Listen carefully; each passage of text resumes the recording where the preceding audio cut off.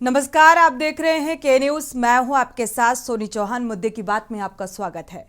आम आदमी पार्टी के राज्यसभा सांसद संजय सिंह के आवास पर बुधवार को प्रवर्तन निदेशालय की छापेमारी ईडी ने की है और बताया जा रहा है कि ईडी ने ये छापेमारी दिल्ली की विवादित शराब नीति में घोटाले को लेकर की है और इससे पहले संजय सिंह के करीबियों के यहां भी ये छापेमारी की गई थी। शराब घोटाले की चार्जशीट में भी संजय सिंह का नाम था।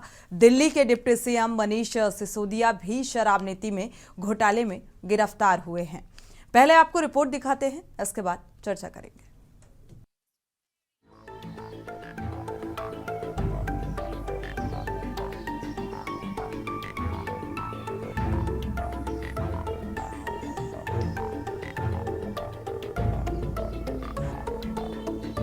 आम आदमी पार्टी के राज्यसभा सांसद संजय सिंह के आवास पर बुधवार को प्रवर्तन निदेशालय यानी कि ईडी ने छापेमारी की है। बताया जा रहा है कि संजय सिंह को कल रात महिला सशक्तिकरण पर एक कार्यक्रम में भाग लेने के लिए ताइवान जाना था, लेकिन सरकार ने उन्हें राजनीतिक मंजूरी जारी नहीं की, इसलिए वे उड़ान नहीं भर सके।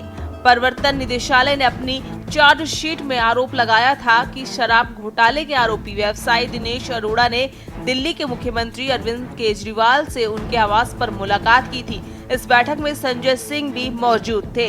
ये तो संजय जी पहले से ही कह रहे थे, क्योंकि वो मोदी और अडानी के इशू पे बहुत प्रखरता से अपनी आवाज उठा रहे थे। वो कह रहे थे कि इतना क्लियर जब पूरा प्रूफ है मोदी अडानी लिंकेज का और पूरा जो ब्लैक मनी अडानी की कंपनी में इन्वेस्ट हुआ है उसके खिलाफ वो आवाज उठा रहे थे। यही कारण है कि आज उनके घर ईडी की रेड पड़ी है। इससे पहले भी कहीं कुछ नहीं मिला, आज भी कुछ नहीं मिलने वाला है। ये सिर्फ ये सोच रहे हैं मोदी जी कि इस तरह से संजय जी को और हम सबको डरा पाएंगे, लेकिन वो बिल्कुल गलत है। कोई नहीं डरने वाला है और उतनी जोर से हम लोग आवाज उठाते रहेंगे। कल पत्रकारों के घर रेड पड़ी, आज संजय जी के घर रेड पड़ी है। मोदी जी देश में तानाशाही चलाने की कोशिश कर रहे हैं। ईडी के सामने दिनेश अरोड़ा द्वारा दिए बयान के मुताबिक वह सबसे पहले एक कार्यक्रम में संजय सिंह से मिला था। इसके बाद वह मनीष सिसोदिया के संपर्क में आया। सूत्रों का कहना है कि यह दिल्ली चुनाव से पहले आप नेता द्वारा आयोजित एक फंड जुटाने का कार्यक्रम था। चार्जशीट के मुताबिक संजय सिंह के कहने पर दिनेश अरोड़ा ने दिल्ली में आगामी चुनाव के लेकर पार्टी फंड इकट्ठा करने के लिए कई रेस्टोरेंट मालिकों से बात की थी। इतना ही नहीं, उसने 32 लाख रुपए का चेक भी सिसोदिया को सौंपा। ईडी ने यह भी आरोप लगाया है कि संजय सिंह ने दिनेश अरोड़ा का एक मुद्दा सुलझाया जो एक्साइज विभाग के पास लंबित था। दिल्ली बीजेपी आज सीएम अरविंद केजरीवाल के खिलाफ विरोध प्रदर्शन करेगी। बीजेपी की ओर से दिल्ली आईटीओ चौराहे पर होर्डिंग लगाए गए हैं। बीजेपी केजरीवाल के इस्तीफे की मांग करेगी। बीजेपी की ओर से लगाए गए पोस्टरों में लिखा गया है कि शराब घोटाले के सरगना केजरीवाल के साथ बने सरकारी गवाह। केजरीवाल इस्तीफा दो। आप प्रवक्ता रीना गुप्ता ने कहा कि संजय सिंह लगातार पीएम मोदी और अडानी का मुद्दा उठा रहे थे। यही वजह है कि उनके आवास पर ईडी की रेड पड़ी है। उन्होंने कहा कि पहले भी कुछ नहीं मिला था, आज संजय सिंह के यहाँ छापे मारे जा रहे हैं। वहीं शिवसेना प्रवक्ता प्रियंका चतुर्वेदी ने कहा कि एनडीए में बीजेपी के एकमात्र सहयोगी ईडी, आईटी, सीबीआई हैं। इन एजेंसियों का अपनी विश्वसनीयता को कम करने, सत्ता में बैठे लोगों के लिए एक उपकरण बन जाना कितनी बड़ी गिरावट है। हम संजय सिंह के यहाँ छापेमारी की निंदा करते हैं। इससे पहले भी आम आदमी पार्टी के तमाम नेता जांच एजेंसियों की रडार पर आ चुके हैं। ईडी ने मनी लॉन्ड्रिंग मामले में पिछले साल मई में आप सरकार में मंत्री रहे सत्येंद्र जैन को गिरफ्तार किया था। हालांकि अभी भी वे बीमारी के चलते सुप्रीम कोर्ट की अंतरिम जमानत पर हैं। इसके अलावा ईडी ने दिल्ली शराब नीति में घोटाले के आरोप में सीबीआई ने इसी साल फरवरी में डिप्टी सीएम मनीष सिसोदिया को गिरफ्तार किया था। इसके बाद शराब घोटाले में मनी लॉन्ड्रिंग की जांच कर रही ईडी ने उन्हें गिरफ्तार किया था। सिसोदिया अभी जेल में बंद है। हालांकि आम आदमी पार्टी के संयोजक अरविंद केजरीवाल अपने नेताओं को कट्टर ईमानदार बता रहे हैं। मामला दिल्ली सरकार की नई शराब नीति 2021 से 22 से जुड़ा हुआ है। दिल्ली सरकार ने 17 नवंबर 2021 से दिल्ली में नई एक्साइज पॉलिसी लागू की थी।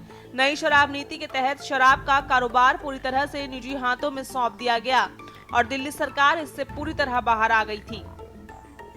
दिल्ली सरकार ने नई एक्साइज पॉलिसी लाने को लेकर माफिया राज खत्म करने का तर्क दिया था। ये भी दावा किया गया था कि इससे सरकार के राजस्व में भी इजाफा होगा। दिल्ली में नई एक्साइज पॉलिसी लागू हुई तो नतीजे सरकार के दावों के ठीक उल्टे आए। कहां सरकार ने राजस्व बढ़ाने का दावा किया था और कहां नुकसान ही उठाना।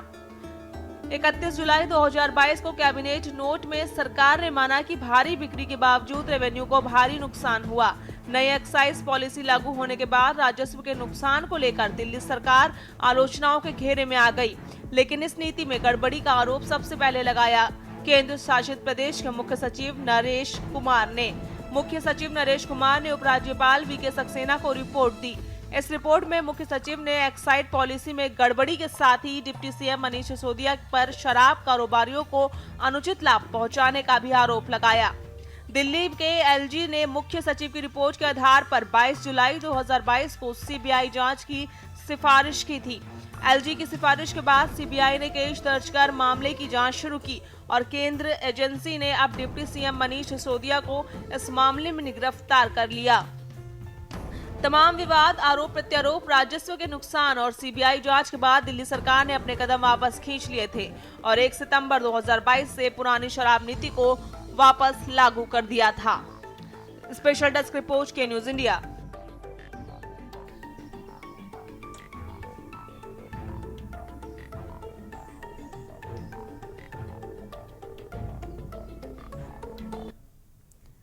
चलिए, दिल्ली के कथित शराब घोटाले को लेकर अब ईडी का शिकंजा कसता हुआ नजर आ रहा है आप सांसद संजय सिंह को लेकर। लगातार ये विवाद और गहराता जा रहा है। राजनीति भी इस मामले को लेकर चरम पर है और आम आदमी पार्टी का ऐसा मानना है कि बीजेपी जानबूझकर तानाशाही दिखा रही है।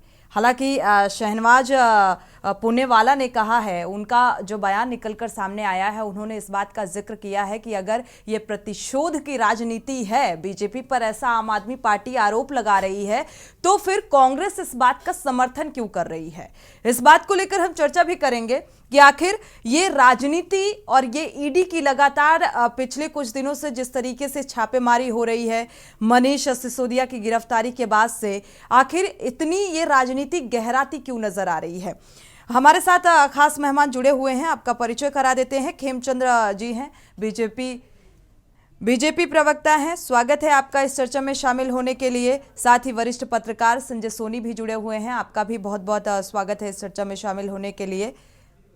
नरेश कुमार जी हैं, राजनीतिक विश्लेषक हैं, आपका भी बहुत बहुत स्वागत है इस चर्चा में शामिल होने के लिए। और संगीता शर्मा जी, आप प्रवक्ता हैं, आपका भी बहुत बहुत स्वागत है। एक बार फिर से ईडी का शिकंजा कसता हुआ नजर आ रहा है। शुरुआत संगीता शर्मा जी आपसे कर लेते हैं, क्योंकि आम आदमी पार्टी के भी आरोप हैं, बीजेपी की अपनी दलीलें सामने आ रही हैं और ये राजनीति जिस तरीके से ईडी का शिकंजा कसता हुआ नजर आ रहा है, आप सांसद के यहाँ ईडी की छापेमारी और कई तरीके की प्रतिक्रियाएं भी निकलकर सामने आ रही हैं, तो क्या माना जाए, ये सिर्फ और सिर्फ राजनीतिक नफा नुकसान के लिहाज से ईडी का इस्तेमाल किया जा रहा है या फिर कुछ और? आपको मेरी जी संगीता जी, आवाज मिल रही है आपको मेरी? संगीता जी मिल रही है।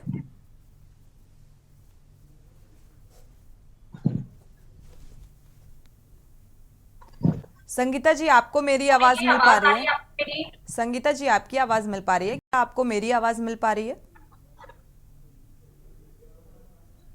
चलिए दोबारा से संपर्क करेंगे, क्योंकि मुझे लगता है तकनीकी खामी के चलते आपसे संपर्क ठीक से हो नहीं पा रहा है। हाँ, हमारे साथ बीजेपी प्रवक्ता भी जुड़े हुए हैं। खेमचंद जी, आपका रुख करेंगे। एक बार फिर से शराब नीति को लेकर आप सांसद जो संजय सिंह हैं वो फंसते हुए नजर आ रहे हैं। लगातार ईडी की छापेमारी, उनके मिलने वालों के यहाँ भी ईडी की छापेमारी, तो इसको थोड़ा सा समझना चाहेंगे आप। जिस तरीके से आम आदमी पार्टी आरोप लगा रही है कि बीजेपी का ये तानाशाही रवैया है। खेमचंद जी आपको आवाज मिल पा रही है? खेमचंद जी अनम्यूट करिएगा। आपकी आवाज नहीं आ पा रही है। चलिए फिलहाल आवाज आ रही है आपकी? आवाज आ रही है आपकी? आ रही है जी। आ रही है।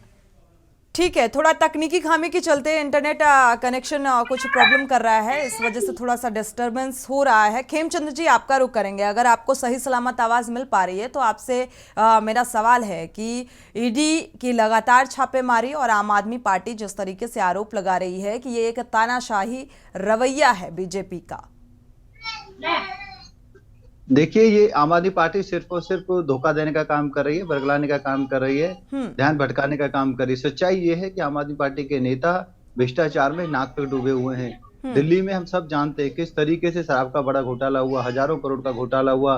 उस पैसे में इन लोगों ने अलग अलग इलेक्शन भी लड़े और अपने घरों को भरा और अपने घरों की प्रॉपर्टी को तैयार किया।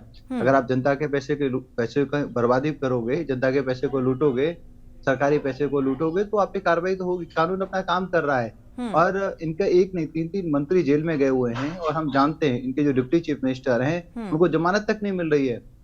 और कोर्ट ने भी माना है कि जो एविडेंस है वो क्रेडिबल एविडेंस है। तो क्रेडिबल एविडेंस इनके अगेंस्ट हैं और जमानत भी बार बार रिजेक्ट हो रही है। उसके लिए भी बीजेपी को जिम्मेदार माना जा रहा है। ये तो किसी को भी जिम्मेदार मान लेंगे, क्योंकि जो चोर होता है वो हमेशा दूसरों पे आरोप लगाता है, अपने को सच्चा बताता है। अरे भाई, आप सच्चे हो तो डरने की जरूरत है नहीं। यहाँ पे तो इंक्वायरी हो रही है ना, रेड में जांच की जा रही है। जांच में अगर कुछ मिलेगा नहीं तो आप पे कुछ होगा नहीं। लेकिन जिस तरीके से डर रहे हैं, जिस तरीके से हल्ला मचा रहे हैं, ये अपने आप में दिखाता है कि चोर की दाढ़ी में तिनका है, बड़ा तिनका है। और जिस तरीके से मनीष जी, सत्येंद्र जैन जी जेल में गए हुए हैं, उसी तरीके से यहाँ संजय जी भी जेल में जाने वाले हैं, क्योंकि उन्होंने भी बड़ा हिस्सा लिया है। उन्होंने भी घोटाले में बहुत बड़ी भूमिका निभाई है। वो भी एक मीडिएटर की तरह थे और कई लोगों ने उनका नाम लिया है, इसीलिए इंक्वायरी हो रही है और हम इंक्वायरी का स्वागत करते हैं। बिल्कुल। नरेश, माफ कीजिएगा, दिनेश अरोड़ा से सीधा कनेक्शन भी निकलकर सामने आ रहा है यहाँ पर। संगीता शर्मा जी, क्या आपको आवाज मिल पा रही है? मिल पा रही है सोनी जी आपके? जी, सीधा कनेक्शन जो है संजय सिंह का दिनेश अरोड़ा से भी निकलकर सामने आ रहा है। और जैसा कि बीजेपी प्रवक्ता हमारे साथ बैठे हुए हैं, उन्होंने कहा चोर की दाढ़ी में तिनका, क्योंकि राजस्व का नुकसान हुआ, ये बात निकलकर सामने आई और इसीलिए अब ईडी लगातार छापेमारी कर रही है।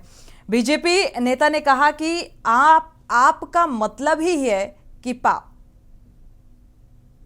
देखिए सोनी जी, कौन इस समय देश में संस्थाओं का दुरुपयोग कर रहा है, कौन पाप कर रहा है, कौन भ्रष्टाचार कर रहा है, ये देश को साफ दिखाई। तो डर किस बात का? ठीक है, अगर हमने कोई अपराध नहीं किया तो मुझे लगता है हमें डरने की भी जरूरत नहीं है। सोनी जी, अगर आम आदमी पार्टी डरती तो शायद जो पिछले 9 साल से काम कर रही है जनता के लिए वही ना कर पाती, डर करके घर में ही बैठी होती। लेकिन इन्होंने लगातार प्रयास किए आम आदमी पार्टी को डराने के। लेकिन आम आदमी पार्टी एक ईमानदार पार्टी है और वो डरने वाली नहीं है। सोनी जी, सत्य परेशान हो सकता है, पराजित नहीं हो सकता। चीजें सारी एक के बाद एक सामने आ रही हैं कि कौन घोटालेबाज सरकार है। अभी मैं अजीत पवार का नाम लूं, इनकी पार्टी ज्वाइन कर ली तो उनके घर अब ईडी सीबीआई की रेड नहीं होगी। छगन भुजबल जी, उनके यहाँ सीबीआई ईडी की रेड नहीं होगी क्योंकि ये इनकी वॉशिंग मशीन में धुल चुके हैं। नारदा शारदा स्कैम, शुभेंदु अधिकारी, हेमंत विश्व शर्मा वाटर घोटाला, रमन सिंह, शिवराज सिंह व्यापम घोटाला, येदुरप्पा माइनिंग घोटाला, रेड्डी ब्रदर्स। तो देखिए आप, एक तमाम घोटालों की लिस्ट है जिन पर सीबीआई ईडी की रेड नहीं होगी। लेकिन विपक्षी पार्टियों को लगातार निशाना बनाया जाएगा और आम आदमी पार्टी तो शुरू से टारगेट में रही है। ये हमारे लिए कोई नया नहीं है सोनी जी। लगातार जांच होती रही है, चाहे माननीय अरविंद केजरीवाल जी हो, उनके घर लगातार छापे पड़ते रहे। संजय सिंह के यहाँ भी पहले भी छापामारी हुई है, कोई आज नया हुआ है ऐसा कुछ नहीं है। तो आम आदमी पार्टी डरने वाली पार्टी नहीं है और जो भी चीजें हैं वो सामने आएंगी। देखिए, संस्थाओं पर विश्वास सोनी जी ऐसे हटता है कि जब ईडी के असिस्टेंट डायरेक्टर 5 करोड़ की रिश्वत लेते हुए पकड़े जाते हैं इसी तथाकथित घोटाले में, जिस शराब घोटाले की ये लगातार बात करते हैं लेकिन उसको बता नहीं पाते कि उसमें क्या घोटाला हुआ है। तो देखिए, आप लगातार ईडी के डायरेक्टर का एक्सटेंशन करते हैं। पहले हमने देखा लगातार सुप्रीम कोर्ट की उससे तल्ख टिप्पणी हमने देखी। तब तो फिर एजली जमानत मिल जानी चाहिए मनीष सिसोदिया को। देखिए, मनीष सिसोदिया जी को मैं कह तो रही हूँ सोनी जी, इन्होंने फोन बरामद किए, सब कुछ बरामद किया, उनके घर छापामारी की, इनको 1 रुपया नहीं मिला, तो ये आगे बताने को तैयार कहाँ है? ये अपनी सत्ता का दुरुपयोग कर रहे हैं लगातार संस्थाओं पर दबाव बना करके। और विपक्ष के ही निशाने पर क्यों? इनके सारे नेता दूध के धुले हैं, उनके यहाँ सीबीआई ईडी क्यों नहीं जाती? 2 दिन पहले अजीत पवार जी और छगन भुजबल जी को माननीय प्रधानमंत्री जी खुद कहते हैं कि ये भ्रष्टाचारी हैं और 2 दिन बाद वो ठीक हो जाते हैं। ये किस तरह की राजनीति आज देश में चल रही है सोनी जी? बहुत दुर्भाग्यपूर्ण है कि एक तरफ लोकतंत्र की बात करते हैं और दूसरी तरफ पीछे से लोकतंत्र को हरण करने का काम करते हैं विपक्ष के नेताओं को निशाना बना करके। और आम आदमी पार्टी, मैं तो कहूंगी कि संजय सिंह जी लगातार ईडी का उन्होंने वेलकम किया है। हम तो कहते हैं आइए छापामारी कीजिए, जनता को भी पता लगना चाहिए, लेकिन आप एक जो ये गलत नैरेटिव सेट करने की राजनीति कर रहे हैं देश में, मुद्दों से ध्यान भटकाने की बात कर रहे हैं। सोनी जी, अभी इनसे पूछा जाए 2 करोड़ रोजगार प्रतिवर्ष देने वाले थे, उसका क्या हुआ, तो मुंह में दही जम जाएगा, एक सवाल मुंह से नहीं निकलेगा इनके। इनसे पूछा जाए ईमानदारी, खेमचंद्र जी भाई ऐसा क्यों है? ईडी का ठीक है, ईडी की तरफ से छापेमारी की जा रही है। हमेशा जो आप सांसद संजय सिंह हैं वो काफी देखा जाए तो आक्रामक अंदाज में भी नजर आते हैं और घेरते हुए बीजेपी को नजर आते हैं। लेकिन यहाँ पर जो संगीता जी सवाल उठा रही हैं कि अगर इनकी पार्टी का कोई बंदा है तो वो एकदम धुल जाता है, बेदाग हो जाता है, और अगर दूसरी पार्टी में चला गया तो वो भ्रष्टाचारी बन जाता है। ऐसा क्यों खेमचंद्र जी? हेलो, आवाज आ रही है? जी खेमचंद्र जी, आपको मिल पा रही? जी, आम आदमी पार्टी की जो प्रवक्ता हैं वो ये नहीं बताती। वो कहती हैं कि बीजेपी नहीं बता रही। बीजेपी थोड़ी इन्वेस्टिगेशन एजेंसियां कर रही हैं। 18 घंटे काम आप ही लोग कर रहे हैं। ये आपको डिस्टर्ब नहीं, आपको पूरा सुना है। ठीक है, छापेमारी हुई है, छापेमारी के बाद एविडेंस कोर्ट में गए हैं, कोर्ट उसको एग्जामिन कर रही है। अगर इतने हल्के होते तो कोर्ट अब तक उनको बाहर कर देती। क्यों नहीं किया? और कोर्ट ने बल्कि बहुत ही सख्त लहजे में टिप्पणियां की कि अगर इनको बाहर किया जाएगा तो ये एविडेंस के साथ छेड़छाड़ कर सकते हैं, सबूत मिले हैं, इसीलिए जेल में पड़े हुए हैं ना। और वो कोई छोटे मोटे नेता नहीं, आपके डिप्टी चीफ मिनिस्टर। ऐसे ही आपके सतन जैन जी लंबे समय तक जेल में रहे, आपके पंजाब के भी मिनिस्टर जेल में है। ये सब दिखाता है कि आम आदमी पार्टी ने जो ईमानदारी का चोला था वो उतार के फेंक दिया है। उनका मुखौटा हट चुका है। जो भ्रष्टाचारी चेहरा है वो सबके चलिए, और इस बात का कांग्रेस भी समर्थन कर रही है, जिस तरीके से शहजाद पूनेवाला ने इस बात का जिक्र किया है। ब्रेक का वक्त हो चला है, ब्रेक से जब वापस लौटेंगे तो इस सवाल को लेकर प्रतिक्रिया लेंगे कि आखिर कांग्रेस किस तरीके से समर्थन करती हुई इस बात का नजर आ रही है। संजय सोनी जी, क्या लगता है जिस तरीके से आम आदमी पार्टी और बीजेपी के बीच ये ठनती हुई नजर आ रही है, और ये मुद्दा काफी लंबे अरसे से, जब से मनीष सिसोदिया की गिरफ्तारी हुई और आप सांसद संजय सिंह बहुत ज्यादा किसी भी प्रेस कॉन्फ्रेंस में कभी भी बयानबाजी सामने आती रहती है, ईडी एक बार फिर से छापेमारी कर रही है, क्या ये प्रतिशोध की राजनीति है या फिर कुछ और? देखिए, राजनीति इन दिनों बहुत निचले पायदान पे जाते जा रही है जी। ऐसा मैं नहीं समझता कभी पहले होता था। कभी इस पार्टी की सरकार होगी, कभी इस पार्टी की सरकार होगी। सरकारें आती जाएंगी, बनतेंगी, बिगड़ेंगी, सरकारें आएंगी, जाएंगी, ये चलता रहेगा। लेकिन राजनीति इस कदर निचले पायदान पे जाते जा रही है, और प्रतिशोध की राजनीति, उत्कंठा की राजनीति, इस तरह की राजनीति भी लगातार देश में देखने मिल रही है। और मैं समझता हूं कि जहां तक ईडी की बात है, सीबीआई की बात है और एजेंसियों की बात है, इनका काम स्वतंत्र रूप से होना चाहिए। और मैं सोचता हूं देश की सरकारों से हटके ये स्वतंत्र इकाई हो। इनको जिस पे कार्रवाई करना हो करें, ना वो बीजेपी देखें, ना वो कांग्रेस देखें, ना वो आप पार्टी देखें। तो मैं समझता हूं कि देश में थोड़ा शुचिता का प्रशासन दिखाई देगा, क्योंकि ये आरोप आज के नहीं है। ईडी सीबीआई पे आरोप पुराने समय से लगते आ रहे हैं, चाहे वो कांग्रेस की सरकार रही हो, बीजेपी की रही हो, या अभी फिर बीजेपी की सरकार है। तो मैं समझता हूँ कि इन सब से हटके काम होना चाहिए। और कार्रवाई की जहां तक बात है, तो अभी केंद्र में जो मंत्री हैं, केंद्र की सरकार है, और अन्य राज्यों में भी उनकी सरकार है बीजेपी की, उन जगहों पे भी कार्रवाई क्यों नहीं होती? बिल्कुल, उन जगहों पे ईडी सीबीआई की कार्रवाई क्यों नहीं होती? मुख्यमंत्री और मुख्यमंत्री के साथ मंत्रियों के ऊपर छापेमारी की कार्रवाई क्यों नहीं होती? तो सवाल यही है कि आप विपक्षी दलों पे टारगेट करते हैं और अपने पक्ष को छोड़ देते हैं। फिर जब सत्ता परिवर्तन होगा तो फिर वो लोग आपके पार्टी के लोगों को जिन्होंने पहले सत्ता में रहे हैं उन पे कार्रवाई करेगी। खेमचंद्र जी से इस बात का जवाब ले लेते हैं, इसके बाद नरेश कुमार जी का रुख करेंगे। खेमचंद्र जी, आखिर ये पार्शियलिटी क्यों? स्वतंत्र रूप से ईडी और सीबीआई को काम करना चाहिए।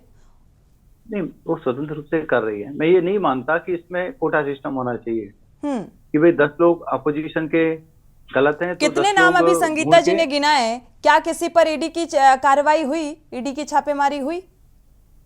मैं कृपया अपनी बात रखूं, इसमें कोई कोटा सिस्टम नहीं है। जो गलत है वहीं पे कार्रवाई होगी। आप 2014 से पहले भी देखिए कहाँ पे कार्रवाई होती थी। गलत तो कांग्रेस की थे या कांग्रेस के साथी थे, वहां पे कार्रवाई हुआ करती थी। तो जहां गलत है वहीं पे कार्रवाई होगी। भारतीय जनता पार्टी के नेताओं में 2014 से पहले भी आरोप लगाते थे लेकिन कार्रवाई नहीं हुई कि इन्होंने अमित शाह जी और मोदी जी के खिलाफ, लेकिन कुछ निकला नहीं।